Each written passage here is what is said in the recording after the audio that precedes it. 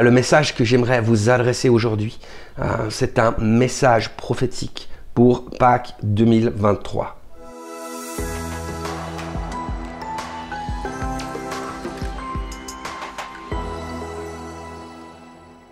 Voilà les amis, ce que j'aimerais partager avec vous est un peu différent de ce que j'ai l'habitude de faire, parce qu'en préparant cette vidéo, en fait l'Esprit m'a parlé très clairement et j'avais vraiment cette conviction qu'on était dans une saison où l'Esprit et l'épouse disaient viens. Tu sais, vraiment qu'ils se mettaient comme d'accord, qu'ils étaient alignés. Alors j'aime pas trop ce terme parce que des fois on entend quelque chose d'un peu plus new age là derrière, mais comprenons. Vraiment qu'ils sont alignés, qu'ils sont ensemble pour déclarer viens.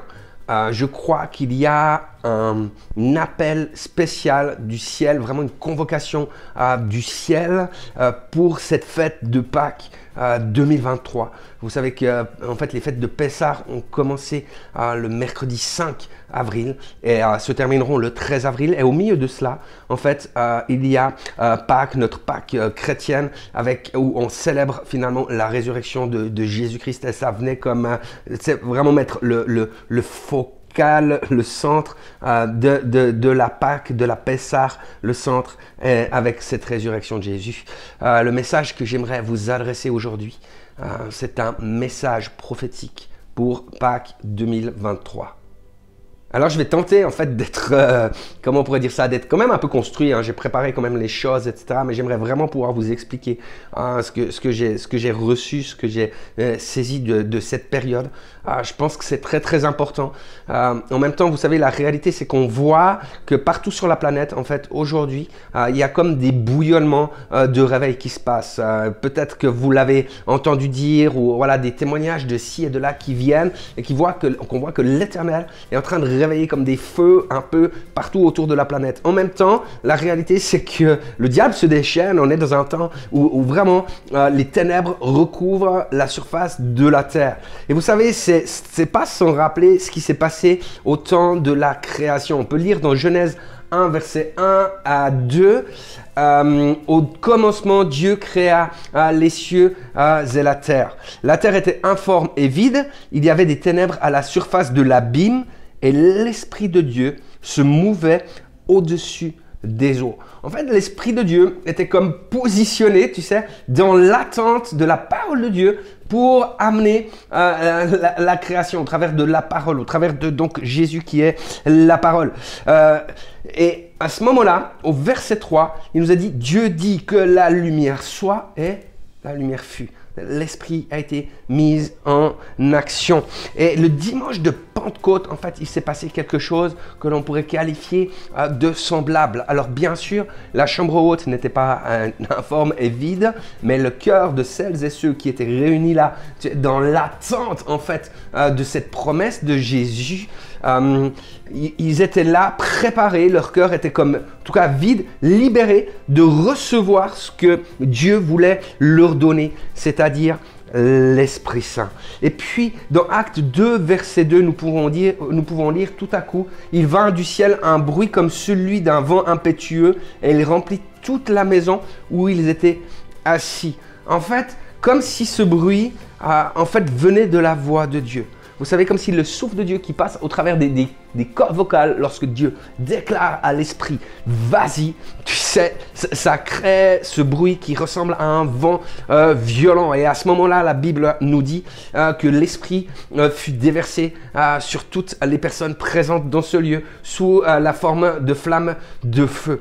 Et alors qu'aujourd'hui, les ténèbres recouvrent la terre, alors qu'aujourd'hui, les choses sont comme en ébullition, en fait, l'esprit attend que la parole soit déclarée. Et je crois que Dieu veut nous adresser cette même parole des anges qu'il a adressée, que les anges ont adressé, aux femmes, c'était ne cherchez pas parmi les morts celui qui est vivant. Et si je pouvais utiliser une image un peu païenne, mais qui peut nous parler vraiment, c'est, tu sais, à Pâques, ne pose pas de lapin à Jésus. Il y a une convocation céleste, il y a une invitation de la part de Dieu pour le corps de Christ.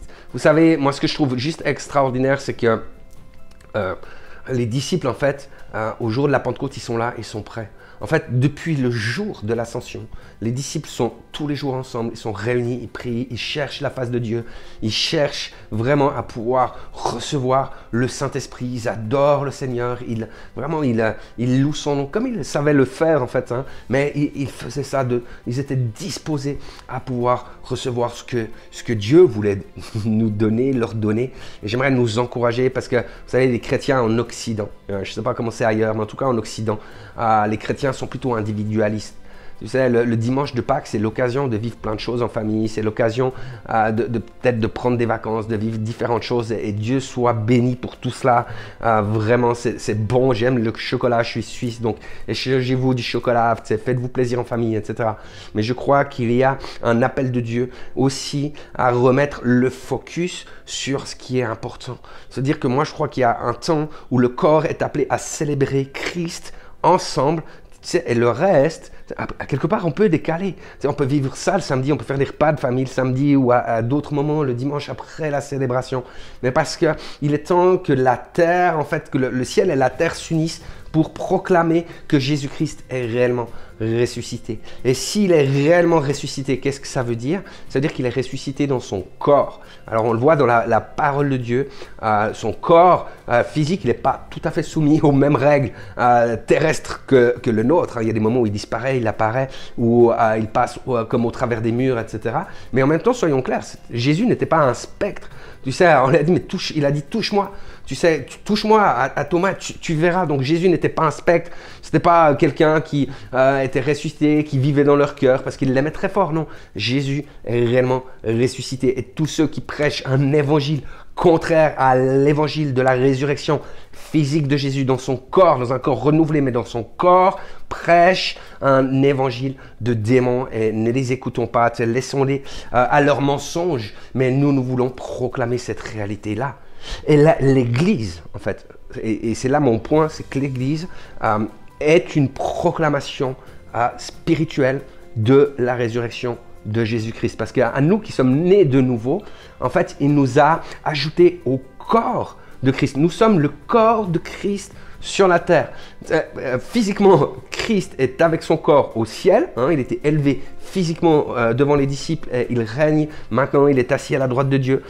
Physiquement, corporellement, si je puis dire les choses ainsi. Et spirituellement, l'édifice spirituel que nous formons en tant que chrétiens, chrétiennes, lorsque nous nous réunissons d'ailleurs, c'est hyper important parce qu'un corps n'est jamais démembré, un corps en tout cas en bonne santé et vivant.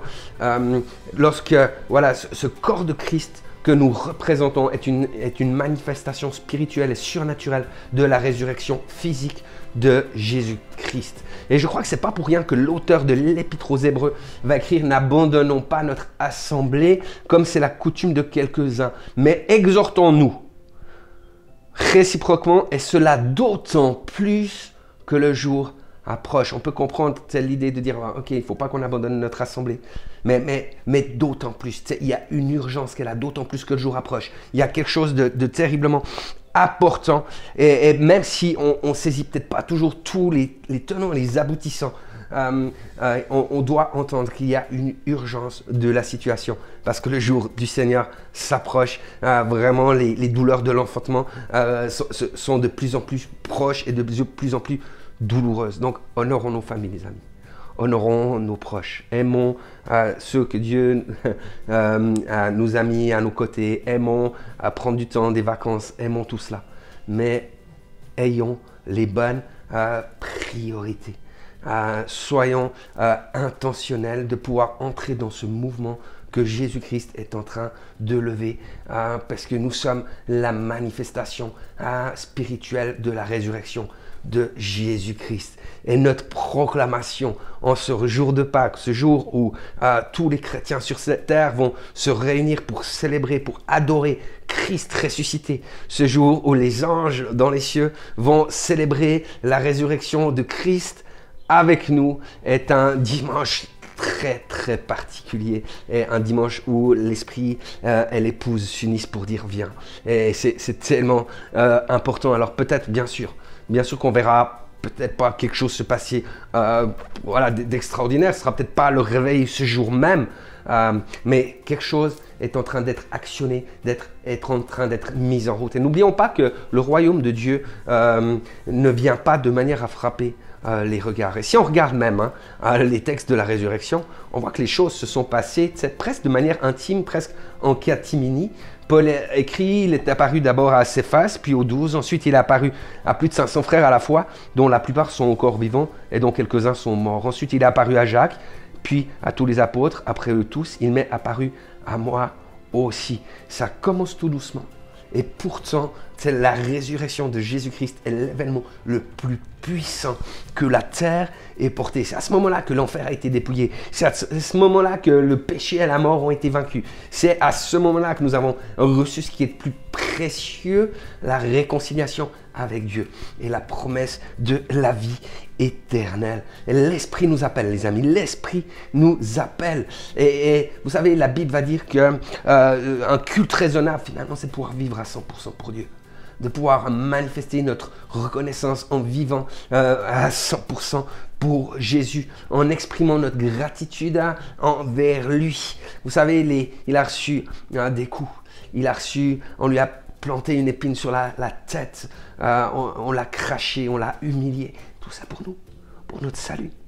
Et notre reconnaissance, notre adoration, les amis, peut lui être rendue, doit lui être rendue, tu sais, simplement pour cette merveille extraordinaire qui est la mort et la résurrection de Jésus-Christ. Il y a une proclamation de l'Esprit, il y a une proclamation de l'épouse, il y a une convocation céleste. Allons sur la montagne de l'Éternel pour l'adorer.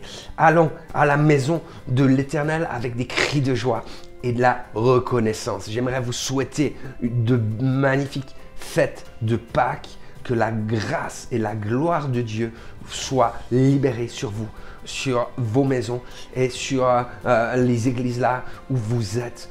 Soyez abondamment bénis. N'oubliez pas de pouvoir liker cette vidéo. N'hésitez pas à la partager. Je crois que c'est un message qui est important pour le corps de Christ. Donc partagez-la. Vous pouvez aussi bien sûr vous abonner à notre chaîne et activer les notifications pour recevoir toutes nos prochaines publications. Demeurez abondamment bénis.